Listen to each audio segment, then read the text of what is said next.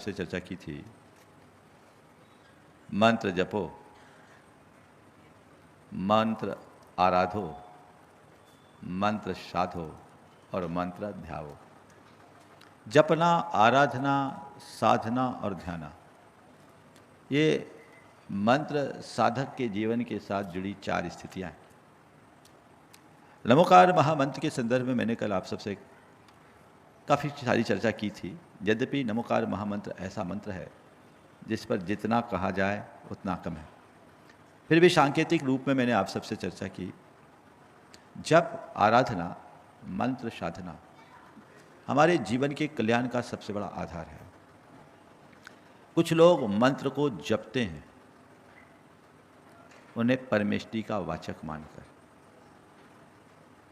कुछ लोग मंत्र को आराधते हैं उसे हमारे सारे अशुभ अमंगल के निवारण का आधार मानकर, और कुछ लोग मंत्र साधते हैं द्वादशांग का सार मानकर, और कुछ लोग मंत्र को ध्याते हैं मुक्ति का आधार मानकर। पाप का विनाशक है, विघ्न का निवारक है, द्वादशांग का सार है, मुक्ति का आधार है। अब हम पर है कि हम मंत्र को किस रूप में ले रहे हैं। आप देखिए, आप मंत्र जपते हो या मंत्र को जीते हो। 2 तरह के लोग हैं, मंत्र जपी और मंत्र जीवी।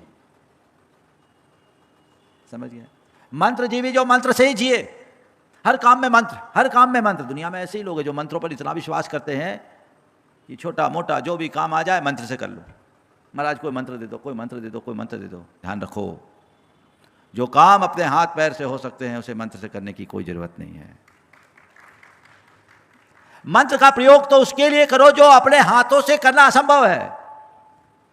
दुनियादारी, गोरख धंधा, व्यापार व्यवसाय और लोक जीवन के जितने भी साधन हैं वो सब तुम्हें अपने पुरुषार्थ से करने की आवश्यकता है। पता है हम कौन से युग में जी रहे हैं? ये कौन सा युग है? कर्म भूमि का युग है। कौन सा युग है? कर्म भूमि का मतलब क्या होता है? कर्म भूमि का मतलब यही होता है, ओम।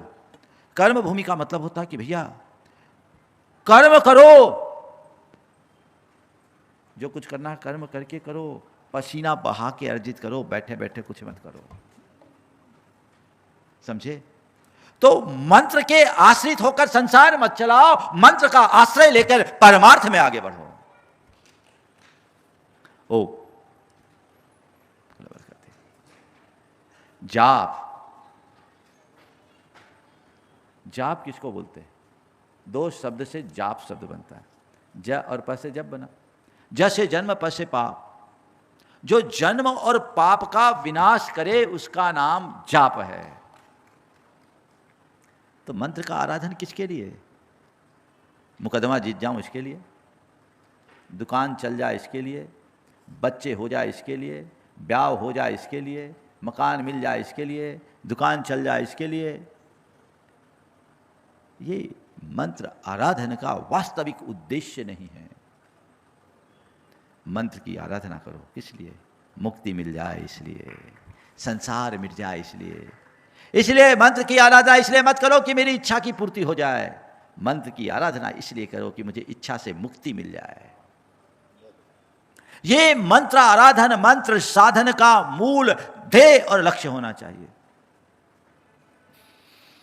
आप लोग किसान को देखते, किसान बीज बोता है, किस लिए बोता है? किसान बीज किस लिए बोता है? बोलो। फसल के लिए ना। किसान बीज केवल इसलिए बोता है कि फसल आए, अच्छी फसल आए, इसलिए तो नहीं कि खूब घास फूस आए। तो मैं भी आपसे इतना ही कहना चाहता हूं, नमोकार का बीज इसलिए बो कि मुक्ति की फसल आ जाए। सांसारिक वैभव के घास फूस तो अनायास आते हैं, वो दृष्टि में नहीं रहना चाहिए। दृष्टि उत्तम और विराट होनी चाहिए। जब अंतर मन में वैसी दृष्टि उद्घाटित हो जाती है तो जीवन का काया पलट होता है।